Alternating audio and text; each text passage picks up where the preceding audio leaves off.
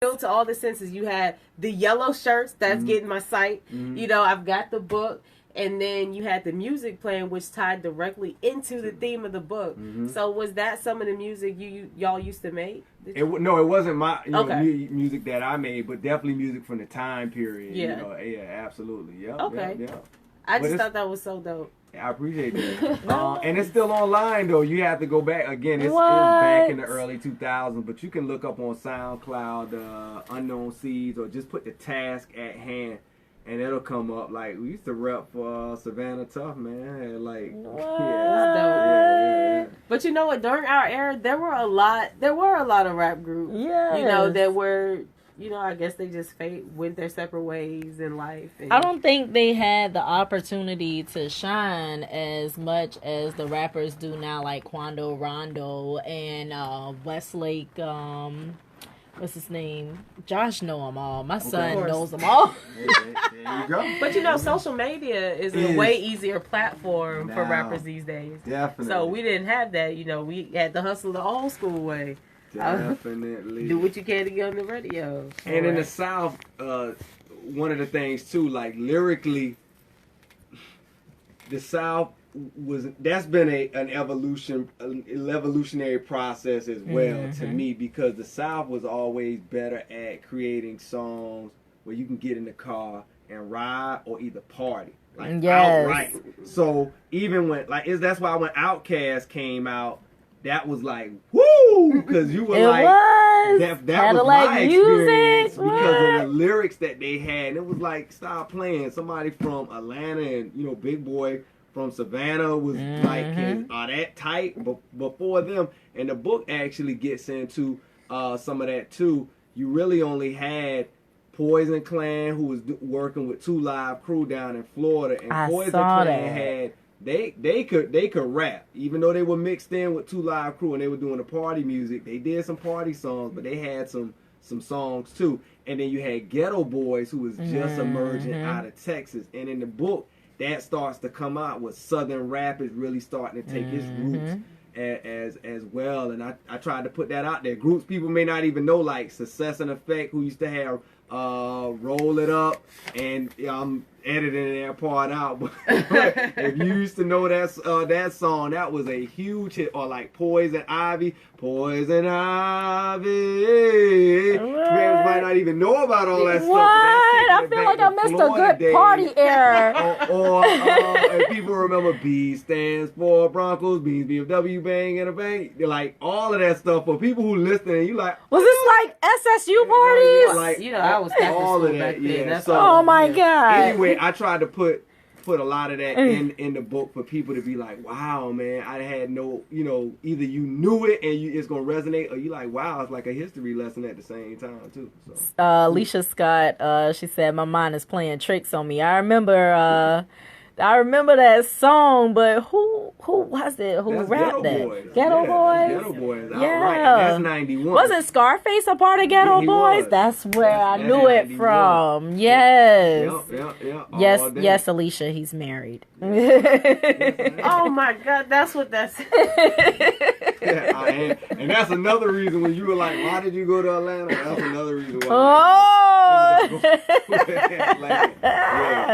For sure. Yeah, shouts out because you do dedicate that to your wife and your girls. Yes. You know, so that's awesome. You know, how did they receive it? Well, for my daughters, one, I wanted to show them, like, I hate even students. I'm connecting it to students and my daughters at the same time. I hate telling people, oh, you can do this, you can reach for the star. Right. And you ain't done it. Like if you sincerely wanted to be a teacher and that's the end all, like this is, and you go hard every day, then I could be like, salute. But if you're a teacher and you had all of these other aspirations and you stopped doing that and gave up on your dreams, I'm like, how can you inspire anybody else to do their dreams? You better say it. It's a disconnect. You better say it. I wanted to show my daughters, like, boom, you saw me staying up late at night. You saw me hustling, and boom, look at the book. Look at the books coming to mail. Yes. Look at me out hustling. Boom. Like, I'm showing you how you go and get what it is that you want out of life. Period. So for my students and daughters, the same thing. And for my wife, it was kind of more like her just seeing me dedicate myself to something. Like, she's like, dude, I know you. I know whatever you want to do, you can do it. So it's just a matter of showing her and seeing somebody who you're in love with be there to support you. And when it look dark, they're like, yo, you gonna get to that light. Just keep moving. That's like everything. So I can't put a price on that at all. Or my mom either. Shout out to my mom. Hey, moms. Yeah. That's what's up.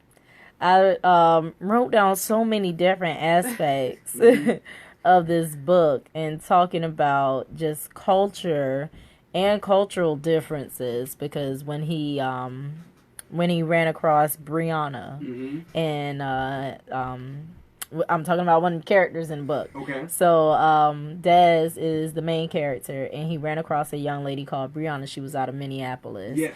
And talking about, you know, how she talked white, but then she considered him a nerd. So kind of like they were outcasts, and then, you know, people shunning him for wanting to be in love and whatnot.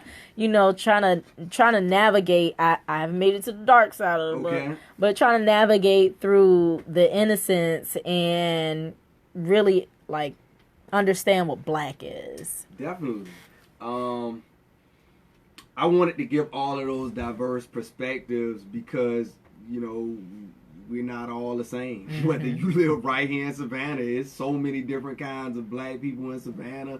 Go to Atlanta, go all over the country, like, stop that. So I want people to just see the diversity so that we can all learn from one another. In the book, particularly with Brianna, like, I tried to use that specifically, just like you just picked up on, like, she was talking white, you know, the character was still cool, you know, but she was from another place and had a different way of you know, getting and doing her thing. I think she probably thought Dez was a little nerdy because, again, he didn't have that just West Side, right? I'm gonna give you the street strawberry scrape. Like, when you hear somebody do that, you like, boom, right? He didn't have that working, you know what I'm saying? But she was still like, I like you, and the cast over here still cool too. Like, everybody has their own little thing, and it's just learning to appreciate rather than kick anybody to the curb and be like, you're less than. You know what I'm saying?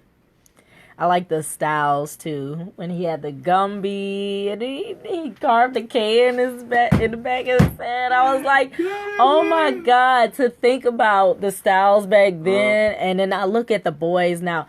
Trey even has his hair in a high top. Yeah. He got the high top fade. You know, so to think how things repeat themselves, and even in the music, like.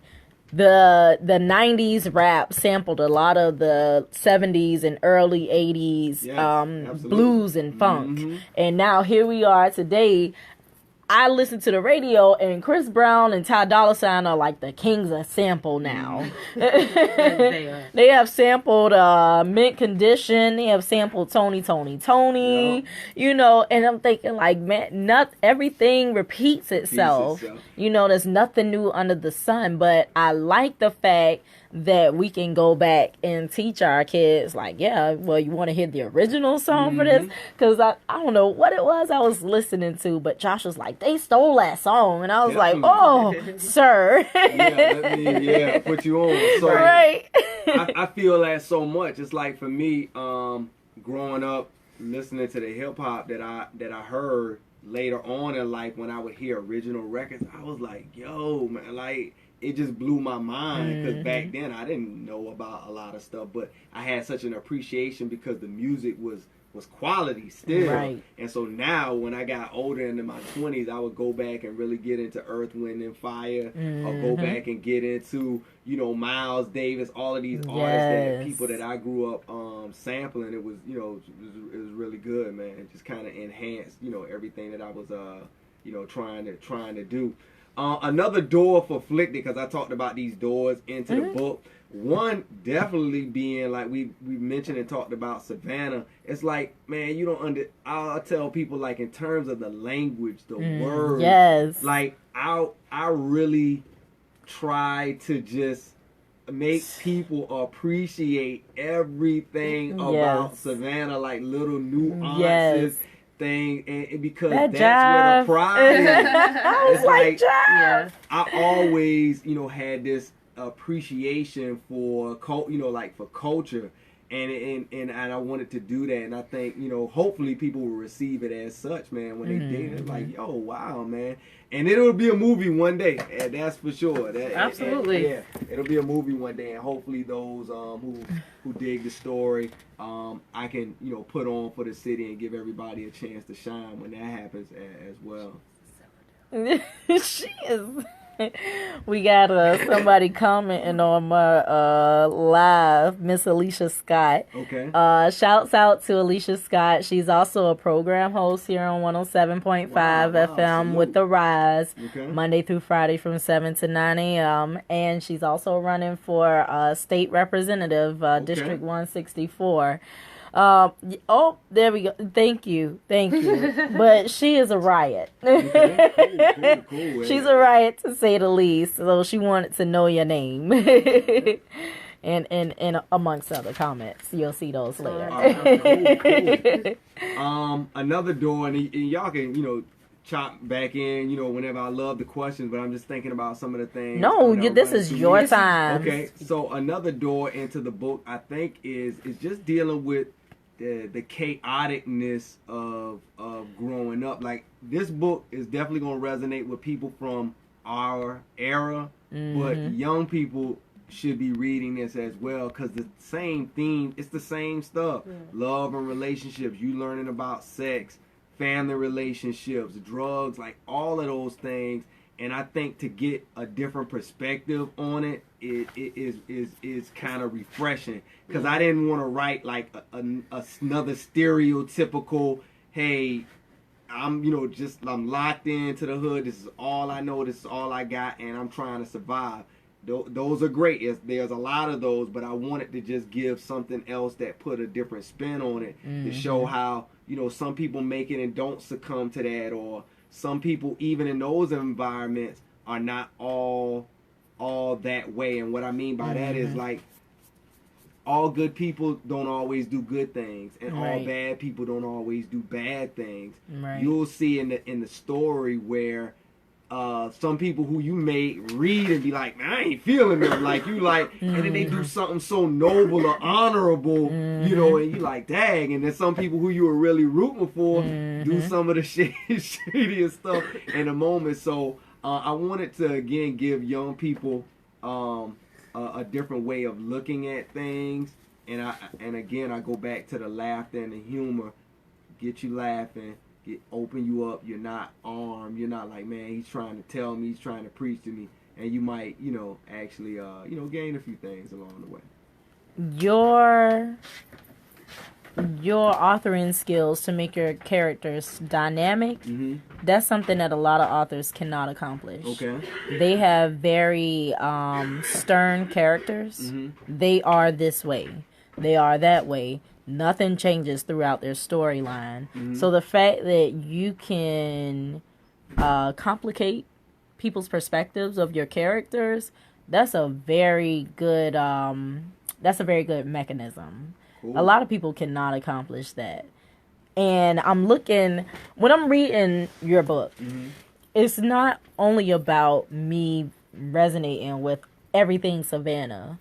I'm looking at the technical aspects of it too. Okay. So the fact that you can captivate me in such a short time, number one. The fact that you can create these different scenarios, create such a complex character system that you can foreshadow, because I see a lot of foreshadowing, and some of it is explicit when he talks about little did I know that I would be living on this side of town, like, okay, some things are going to happen, his mom picking him up, that foreshadowing aspect. But the technical details in this book of things that just bored us to death in English class, you execute them so perfectly in this book. And this is great literature. Okay, hey. Great literature. That's why I keep saying that, like, over and over. I sound so redundant, but I want you to understand I appreciate this book on a different level than just for the Savannah background. Got you. Or the story for the story's sake. It's just like I get that. And again, for me, I can't take full credit for that. I had ideas, but I am telling you, anybody who wants to write a book, put your money on those editors. Editing is gold because they are editing is gold because they are going to help you to become a better writer. If you so in the beginning, it took 3 years. I'm not sure if I said that when we first started talking. I was finished writing probably in a year and a half. I had the gist of the story. I found someone who was good in English. Someone who was boom, my homegirl, blah blah blah. I was like, all right, I'll let her have at it. She'll help tighten up some grammar and boom. She did that, right? And I looked over the story. I was like, okay, this is kind of the same thing. But then I worked with another editor. She got it to a place, and I was like, let's work, let's tweak. But nah.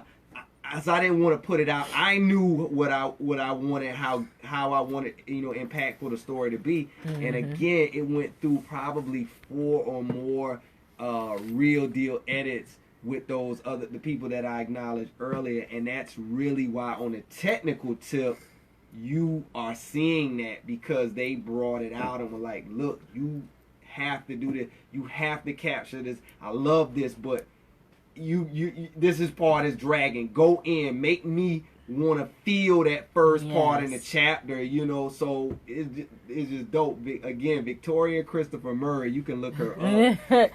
We will. The bomb. And I definitely, again, she helped me to become a better writer. I love everything about this. Let me see, because we kind of touched into it, but what do you want people in Savannah to be inspired by with this book? Because I know what you want young people to do. I know what you want our generation to do, but I see so much about Savannah in this book. Some of the traditions have faded away. Especially when it comes to the fair. Yeah. That was a staple in our community. It's fair time. Yes, we gotta get fresh. Yes. We getting fresh. Yeah. We acting hot. We out here. We out here. And it's like now the kids, they moved the fair, number one. So that was a detriment. But number 2, kids now, they don't get together for the same reason that we used to. And then when you look at these neighborhoods that you discuss in this book, the East Side, Tatumville, Liberty City, they're not the same. What do you want Savannah to take from this? I think definitely a lot of pride in the city and in the ability that you can make things better. All of the things I was kind of saying earlier, I just feel that it starts on a basic level, the relationship level of families and, growing up, the connection between parents and their children is huge. This book, by design, I was trying to bridge generations, right? Like by design.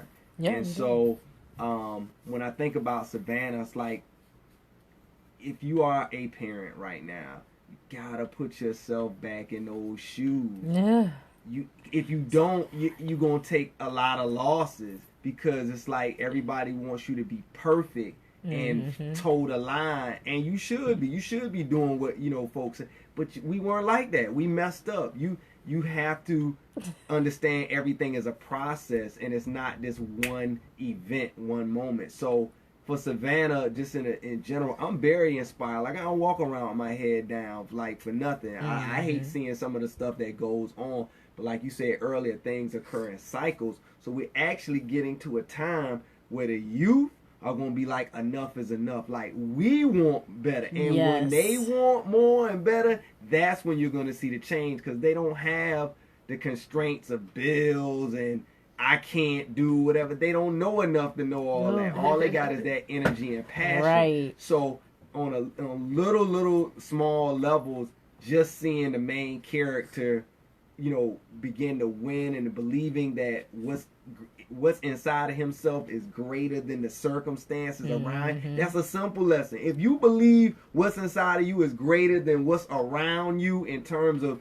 you won't succumb to that, what we talking about? You know what I'm saying? And also what's inside of you is valuable and worth protecting. You know, like it just is. Like, you're valuable when you go. Like, when I was coming up, dudes up top, everybody I knew, because if you were from the big city, it was like, oh, they city. Now I remember they used to call this, you real old school if you remember when they used to call Savannah Slovana. Slovana. Somebody recently said that. I say that all the time. Slovana. I used to take that like a novel. Like, why we gotta be slow? Like, right, we are not slow. I would be mad, and it made me want to write more. Like, as an MC, I was like, nah, we gotta have some respect about this. But the point I was going with is that I think when you realize that, hey, there's so much here that's untapped, the history here, it's just like, it's just that time. And I think if you believe that in the youth, and you use a little bit of tact, the old squad got to use some tact, boy. I'm talking about, like, they got to use some tact. And we can win. We can win. We can get over these afflictions, because we are so afflicted. I love it. I love it. I love that wordplay. And it made so much sense now. And to think, like, reading this, thinking about how we use the context and where we use the context, like, you know, we have planted so many bad seeds in our community and didn't even know it. Like, using that word constantly, it's like we didn't even know the real meaning of that. You know, so many things. So many things. But I mean, this. Oh my God. Brooke, take over, because I'm going to just keep giving this man accolades all night. Well, for one, when, you know, I already had a general idea of what the book was about, because, you know, they met you a while back, and, you know, I should be on the show back then. And then as soon as Mo got the book in, she called me like, I don't even think they fully delivered it yet. By the time I read the excerpt. It's so dope. You gotta get it. You got it. I'm like, all right, I will. Like, you know, I love the book, so I'm definitely gonna get it. But when I saw, you know, I knew the book was called Flicted, but then when I saw your reference to the word afflicted, you know how much I love my words. Okay. Like, I was like, oh. He's speaking to my soul now. Right. Like, so it's just like every little aspect that, like you said, Mo took you. She thought of something a different way than you did. You know, things you may not even think that you touched on to people. You're hitting those points. Cool. You know, and that's the point of being an author. You know, being able to relate. Do you do any motivational speaking? I know you spoke about. I do presentations. Okay. I actually work for a company that allows me to go out and speak on different topics. Like, I do substance abuse a lot. I also speak on decision-making skills, communication skills, stress management, you know, college, you know, prep, like all of those things. And, you know, I really, really, you know, enjoy doing it. I was actually down here when I'm not sure if I said when we had communicated by email that I was going to be down here at a conference, so at the Addiction Studies Conference. I spoke at the Hyatt on Wednesday, and then I went right there and went to K. Michelle's show. She had me on, you know, talking about the book, so that was pretty cool, man. And for me, all of that stuff is so cool because it's just giving me an opportunity to try to be, you know, and inspire people the way I was inspired. Right. Like right here in Savannah, for all of the whatever the bad stuff people want to say, and again, there are some negative elements, right? Positive and negative, but this is the same place that elevated my mind right there on Waters Avenue. I was talking to dudes at 15 years old who were building with me and had me like, bruh, like I can't believe the things these dudes are sitting talking to me about on this block and really making me feel like I can go and get it. So, you know, it's all there. I love it. So are we going to get a sequel? What else we got going on? I'm playing with a few different ideas in my mind. My mentors have both been actually like, okay, you know, you got to crank it. And I'm like, all right, you know, I don't want to, because I didn't force this, so I don't want to force anything. Yeah. I just trying to let it sit in my spirit. But I got a few twists. I actually, I was thinking about flipping it when somebody said something about a part 2, but I was trying to pick out one of the female characters. Yeah. And give her a chance to shine. Okay. So, you know, just kind of playing with this idea about one of them. So, that's yeah. I think Kiana should get it. So you can see the female side when we start out as players. Yes. Man, either her or Jasmine. Jasmine, I like Jasmine's Everybody character. does like Jasmine. Everybody was telling like, yo, I like Jasmine. I like Jasmine's character. She reminds a little bit of me. I had So I got a question for you. When I get too deep, because we know people didn't, a lot of people haven't read the book, so I can't spoil anything. But I just want you to just compare in terms of what you know so far between Jasmine and Kiana. How do you, what's the difference? Like you said, you relate to Jasmine more. Like why? Because she's the one she's the cool friend, but secretly she likes him. Okay. You know, so I've always been that type of person where, you know, I feel like I would like a person, but I don't like rejection, number one. And number two, I'm just a matchmaker for other people. Other people, cool. You know, okay. so I like to see y'all happy. But, you know, I'm always hooking up with guys that I know I have absolutely no business being with, and it's never going to work. Okay. And so then for the other girl, what did you not like or like about her? Just interested to know. Well, first of all, she is a player. She's very smooth, and she capitalizes on her assets. She is way ahead of her time. Yes. And she's way ahead of her time. Yes. And poor Des, he don't even know what's going on. She just played him for a poor little sucker. Yeah. I heard that's my inner high school. Okay. Yo, I love Did you, Kiana? Sounds like me in high school. She said she's so smooth. Yeah. She was like, cool. You know, I'm worth this. Yeah. I know we're going to be together for Christmas. Yeah, you wasn't even paying him any attention until, like, it started to become Christmas. Yeah. Now you want to get a little close. Like, I know I'm worth it. And that man spending all his money on a Christmas gift. She got him some little cheap tape. It's what he wanted, but Kiana. Okay, so I am Kiana in high school. Okay. This is just speaking. I love it. I'm probably going to get through half of this tonight. Now. Cool. I really appreciate it. Okay, we're running out of time. Okay.